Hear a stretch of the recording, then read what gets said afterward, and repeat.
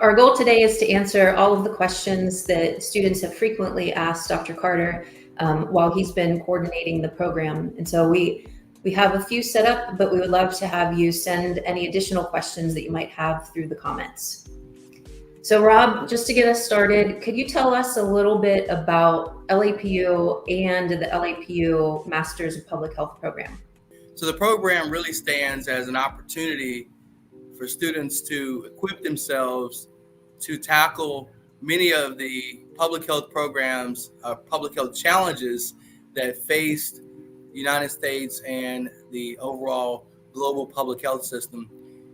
So the program really encompasses many of the key pillars or areas of emphasis within public health, to include health service administration, project and program design, epidemiology, biostatistics, environmental health, social and behavioral theory and application, healthcare policy, and law. So the curriculum is really designed and harmonized and synchronized to integrate these core competencies as identified by the Association of Schools and Programs in Public Health, and ensures that the students are well equipped in theory of the core functions of public health.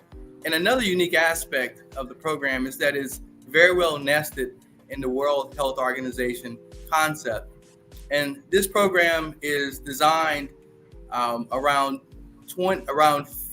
42 core hours or 42 total hours within the program, where the students start off with core courses and then continue into more specialized courses that are aligned to their unique needs. How do those 42 credit hours compare to other programs? Is that about average, or is it more or less? Yeah, so what you see is a range in public health programs, anywhere from 40 hours to 60 hours. So 42 really is a good foundational basis. As you know, Jan, many of our students are working professionals. They have other priorities. Education obviously is an important aspect of their overall development, but 42 hours really prepare them with enough basic information about public health, a good foundational education. And as I described to many of our students, that acquiring the Master's in Public Health is just one of the steps. What I really encourage them to do is just look at their overall professional development as a process of a campaign of continuous learning. So this is an important aspect, a cornerstone of their overall campaign of continuous learning. So 42 hours is adequate. More than that, maybe more than many of our students could possibly commit to. Many students, I think in general, that come back to school after many years, or even are continuing their education after their bachelor's degree, 42 hours is about adequate for that population. Okay. And so you mentioned all of the competencies in the curriculum. I would assume that that's pretty common across all Masters in Public Health programs.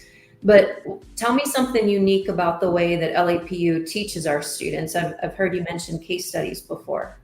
Yeah, so one of the exciting, I think, aspects when I talked about theory and practical application, one of the unique ways, in fact, our program is incredibly unique in this aspect, is that in each of the courses, from the first course that many students take, which is Public Health 500, they're exposed to this case study learning model, this 14-step case study learning model, which you tend to see applied to law school and business school, where case law and business, the cases are then utilized to help develop. And what it allows the students to really do, which is unique to our program, is to integrate theory and practice. So we take realistic cases and apply those, so the students get enough information from the case study that allows them to actually brainstorm, make assumptions, think about missing data. And one of the important aspects that it really does is also, in addition to theory and practice, one of the critical aspects of being a working professional is team collaboration. So what you tend to see sometimes is students will, many of the challenges we face working in teams, working in collaboration to achieve objectives, sometimes there's tension, and which is an important aspect of actually developing professional skills. And so I would say really one of the unique aspects is just that overall, what you see the students, how they develop and evolve from the first course to the end of the program. And much of the feedback we get is that the students say that the program feels very realistic. And that was the goal when we developed this program, to create a realistic training model, a sandbox where students would be able to develop not only that theory, but those practical skills that would allow them to enter into the workforce. So I'll just share one example with you. So our program assessment course, the students are exposed to 3 cases where they actually have to incorporate many of the well-documented core competencies that you actually see in a real program assessment. So as the students matriculate through the program and they begin to evaluate programs in this sandbox, what they actually feel very comfortable with is the ability to go straight from the program and to apply for positions, and they feel very comfortable. And I've heard back from many of our students that have actually graduated and have taken positions where they were charged with doing program assessment, and they felt very comfortable. So that's great news, because often the students have to translate, they finish a degree program, try and take that theory and apply it to practice. But this case study model is just a phenomenal way for students to decrease that learning curve. All right. Well, you just mentioned our students and graduating and being able to take what they're learning in the classroom and using it when they're applying for these jobs. What does the career outlook look like for our students? Yeah, so first of all, thanks, Jen. That's a great question. So when we look at our student population, early on, many of our students were kind of more traditional students that were coming in, some working professionals, and we begin to look at what types of jobs and what type of professions our students were interested in, and we begin to really follow them as they finish the program. And many of them basically were able to enter into the public health workforce. Many of our students have actually gone on and finished doctorates. We have students that have gone into law school, optometry school, and we have a very good success rate of really being able to tailor the program to actually meet the demands of those maybe working professionals, maybe students that's trying to enter into the public health workforce as maybe their first job in public health. And so we've had an amazing success rate of really meeting the students where they are. So really exciting. So I keep in touch with many of our alum. They also help mentor some of the current students as well. So again, that sandbox is really allowing us to really develop true public health professionals. And when those students are here at LAPU, typically how long does it take for them to complete the program? Yeah, that's a great question. So generally, if the students are taking, students complete one course every 8 weeks. Sometimes further along the students sometimes will double up and take 2 courses within an 8-week session. But what I generally see is on the lower end, students will finish in about 18 months. But I would say the average is about 24 months. Sometimes students may take a little bit longer if they have to take a break in there. But typically about 24 months is where we tend to see most students finish. Okay. And the courses are set up to be 8-week online asynchronous classes. So it seems like that would be really good for a working professional, right? That is great. And that's another advantage our program affords is when you look at sometime courses that are 15 weeks, 16 weeks, 12 weeks, different schools have different lengths of courses. The 8-week tends to be a very good model for working professionals. It's long enough for them to be able to develop, learn core concepts, apply those in the case study model, and then they move on to the next course. And so I think our completion rate, well, I know our completion rate for courses tends to be higher. And I think that 8-week model affords, again, those working professionals, allows instructors to engage with the students, in a very deliberate process in that 8 week and during those 8 weeks. Right. Well, when the students are looking at the curriculum, I know it shows that they've got two options really. They can do public health practice or public health analytics. What does that really mean for a student coming to LAPU? And then for a student that's already here, what should they be thinking about when they're deciding between the two?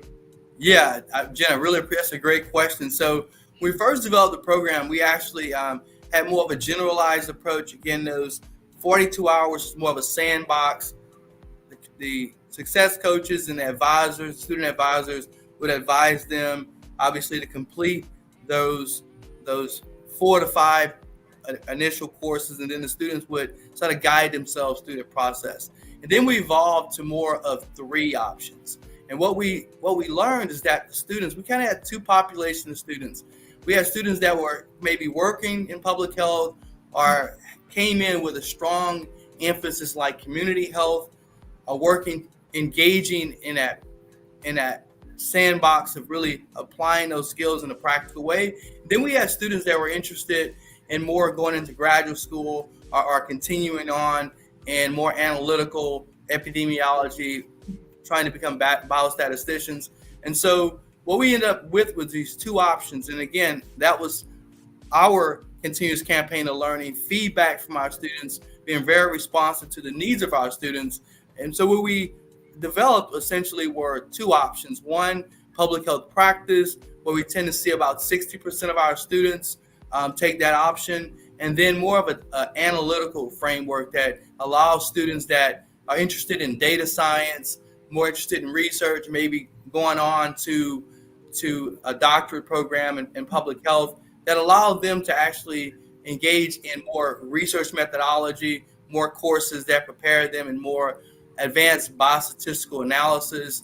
But again, our students are also looking at what are the demands of the job market. Mm-hmm. And what we tended to see is a lot of the resources during the pandemic, it became a very data-driven culture during that time, data-driven decisions, which required more of an analytical type of courses. So again, the flexibility. So we have a dichotomy of the practice and an analytical track, but the reality is that it still affords flexibility. If a student really wants to take more of a hybrid approach, they can still pick and choose and actually take some additional courses if they choose that will prepare them for more analytical jobs. But really, a lot of the emerging jobs within this space is in that data analytics, data science, analyzing data so that decision makers, so they can support whether it's a non-for-profit, state, local, federal government, to be able to make faster, rapid, data-driven decisions. Well, what about for a student coming in that doesn't have any experience? Which track would you recommend to them? No, that's a great question. So generally, a student coming in, the public health practice is a great framework for them to actually dig into it. That way they can take courses that really align with, public health education. And then what I tend to do with students is work with them to basically see, after they've been exposed to the foundational courses, they've gotten a few specialized courses under their belt, how are they feeling, and then we do a career assessment. We have a one-on-one conversation, or I host Saturday sessions where students can actually come in and learn a little bit more about the program, learn a little bit more about themselves, learn a little bit more about what career options. And sometimes, students that chose the public health practice track will say, let me try. What are some of my options, and kind of assess where they are. But generally, a student coming in, new to public health, maybe they're already working in public health and they want to gain a master's degree to complement their career advancement options. Public health practice model is more aligned with what you generally see in the public health space as a general public health MPH. Okay.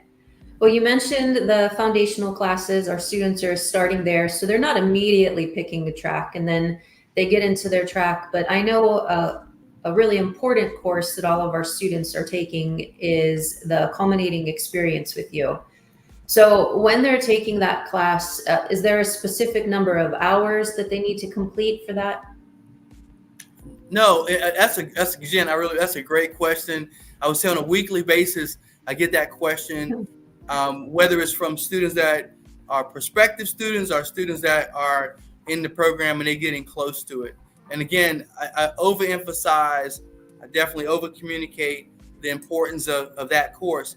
Another unique aspect of our program is that we looked across the industry and we looked at our population of, again, students that have a lot of other commitments, families, they have jobs, sometimes two jobs, sometimes we have a lot of healthcare workers that may work shift work. And so when you look at it, we really needed to say, okay, how can we tailor our program towards meeting that student needs? So the bottom line is that we don't actually have a requirement of a set number of hours. Some programs will have, for example, an internship that requires 200 hours, 300 hours. I think during my master's degree in public health program, I had to do 250 to 300 hours at a site in person. And for many students, that's just not practical, unrealistic. Right. So the culminating experience really, again, allows the student to tailor what do they need. So in some cases, an internship is the best option for students that can dedicate that time, whether in person or virtual. The good news is that post-pandemic, what you're really beginning to see is a lot more virtual options. So some of our students that maybe the internship wasn't practical for them, some of the virtual internship options are being applied in a very positive way. But again, to just reiterate and answer your question again, we don't have a set number of hours. We really allow a lot of flexibility for students to integrate what they really need, so that Public Health 690 course is just a great culmination. That's what we really wanted the students to do, is be able to culminate, look at what they've learned. Many students will set them up on a track to be able to think about how they can volunteer more, how they can get more experience, more exposure across the different sectors within the public health. Public health is a huge encompassing workforce, right? It's a catch-all for many different options. So the culminating experience, again, allows the students to really pull what they need, develop their toolbox to enter the workforce. But if a student does decide to do an internship, what does that actually look like? What does the application look like, and how does LAPU assist them? Yeah, so great question, Jen. We really help them. Again, many of the Saturday workshops will be specifically targeted around a discussion about how to apply for internships, how to contact non-for-profits, how to contact the state. One of the things that we continuously work on are relationships with organizations that actually host internships. So we're actively engaging with county health departments and stuff like that to really help develop that sandbox and improve the opportunities as students identify the need or the interest in internships. But again, because every student's situation is unique, where we assist them is helping them determine how critical in their own unique educational journey an internship could apply. So again, we support them, but ultimately it's the student's responsibility to secure the internship. Often faculty, myself and other adjuncts will write letters of recommendation, will serve as references, will guide them, help them navigate the process effectively. But again, we really encourage the students to take responsibility. Again, another important aspect of a student basically being prepared for the workforce is learning how to actually look for a job, how to look for opportunities. So again, shifting that responsibility to the students is just, in my mind, such an important aspect of their overall professional development. And so by them aligning their career goals, as well as looking at what opportunities out there, looking at organizations, looking at companies, and how they can basically collaborate with myself and the other faculty members, it really provides, again, a great opportunity for them to early on in their public health program or as they matriculate towards the 690 to really understand what that looks like. But we're right there with them the whole time, and often we'll expand our network as well. One of the things I really encourage the students to do is really look at how do they grow their own network, right? You know, how do they, we serve as mentors, but I encourage them to really participate, whether it's in virtual, many virtual public health networking opportunities, attend whether in person or virtual career fairs, leverage alumni. And as I mentioned before, we have an amazing group of alumni that really continue to stay engaged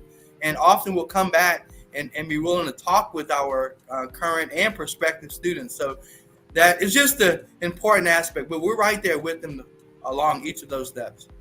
All right. Well, so when our students are graduating, you mentioned there are so many opportunities for them, and I understand a number of students might want to get certified as a public health professional. What does that actually look like for them? What are the expectations and the eligibility requirements? Yes, no, another great question. So the good news is that if you think about, many people are familiar with CPAs and accountants, and so CPAs go through become a certified public accountant. In the public health space, there's an opportunity to basically become certified in public health, and that's based on the MPH degree and experience. The good news is that any student that actually completes those education requirements and have that career experience can actually become certified in public health. While it's not a requirement for many jobs, it, as I described to the students, it provides any opportunity that you can differentiate yourself from the masses is an opportunity. So many of our students have actually gone on and actually became certified in public health. In fact, we had 2 weeks ago, I heard from one of our graduates that actually completed the certified in public health program. About, I guess, a year and a half ago, we had a cohort of students that were interested. So I did Saturday sessions, some additional sessions, and developed material. So we actually help support the students with study aids, and I have a set of recorded videos that they can actually review as they prepare for the exam. And again, the great news is that our students are fully eligible to actually meet that requirement. Now, the combination of the completing a master's degree in public health, there's a requirement to have workforce experience. Right. And so that is typically 2 to 3 years of relevant public health experience. But the good news is that how that's defined is quite flexible. So what I tend to do when students are looking at applying for certified public health for the credentials, I'll look at their resume, talk with them. We'll look at trying to calculate how much experience they actually have. If they're working in public health, we'll start the process and say, hey, allow yourself anywhere from 6 to 9 months. Again, many students have a lot of other commitments, and they prepare. And along that way, the good news is that they're actually accumulating work experience time. And they can also use even volunteer hours, a time that they volunteered. So sometimes students that maybe their primary job is not in public health, what I encourage them to do, many of them will actually go and volunteer work. Again, the program assessment piece, they'll volunteer to actually be an external reviewer on a program with a non-for-profit. Providing that service to the non-for-profit also helps them, because that time actually counts toward the experience needed for their certification. Okay. And what type of accreditation does the LAPU Masters in Public Health program have? Yeah, so currently the LAPU as a university holds a generalized accreditation from WASP, the Western Association of Schools and Colleges, which recognizes holistically and ensures that the university is adhering to comprehensive academic and institutional standards. Right. And so that is great news. It's vital, basically, for the institution to maintain overall academic and institutional excellence. So that provides that opportunity. So currently, our master public health program does not hold specialized accreditation. So again, there's the individual opportunity to accreditate yourself, and then the program can actually accreditate with the Council on Education for Public Health. And while the specialized accreditation is important and is recognized in the field of public health, it's not, it doesn't take away from our ability to deliver state-of-the-art curricula. And in fact, our program was actually built to be consistent with the requirements for specialized accreditation. So again, I'll reiterate the value of a really public health degree, which I would say we're uniquely positioned to do with our overall learning model, is to develop the skills, knowledge, and competencies that the students actually get in our program, which we emphasize public health and in those critical areas of epidemiology, biostatistics, and then allowing the students that flexibility to equip themselves. So it's just important for, I think, students to recognize that the program is really aligned with, as I mentioned, the World Health Organization, the Association for Schools and Colleges in Public Health. We're aligned with the specialized accreditation, and that's all culminated when our program is reviewed by WASP. They look at all of those factors to ensure that our program is delivering quality education regardless of the program. All right. Well, is there anything else that you would say is new and exciting in public health education that we're looking at for LAPU? Yeah, that's a great question. I would say one of the benefits as well of our program, and really how the way that LAPU delivers curricula, is that we work closely with a team. We do all of our courses developed with a team, but we have experts that are the experts in curricular development. Mm-hmm. We have subject matter experts that bring that practical application. And so I work with them. Obviously, Jen, we're holistically part of a team, and then we also get feedback from our external advisory committee. So we also have that. They help us. Many of them are working professionals. Some of them are academics. So when we look at holistically, what we're able to basically do is continuously evaluate our program as it applies to changes in the workforce. So our program was developed, obviously, many years before the pandemic. But what we continue to observe, the feedback we get from our advisory council, is that we need to continuously adapt, right? And so many programs have actually gone to a virtual space. They're primarily brick and mortar. But what we do to stay ahead of that is to continuously apply, whether it's skills, tools. So one of the exciting things that we're currently undergoing is we're revising our courses to begin to incorporate more data science, more artificial intelligence, more advanced tools like Python and other tools that are being utilized to be able, again, analyze large amounts of data, whether it's qualitative or quantitative data, so that students can basically stay marketable. So again, I think that's another unique aspect, is that we apply a continuous learning model and revise our courses accordingly. All right. Well, Rob, I always love talking with you about the MPH program, because you know so much about its history as well as the profession in general. Thank you again for answering all of my questions today, and I hope you have a great day. Thank you, Jen. It's always a pleasure.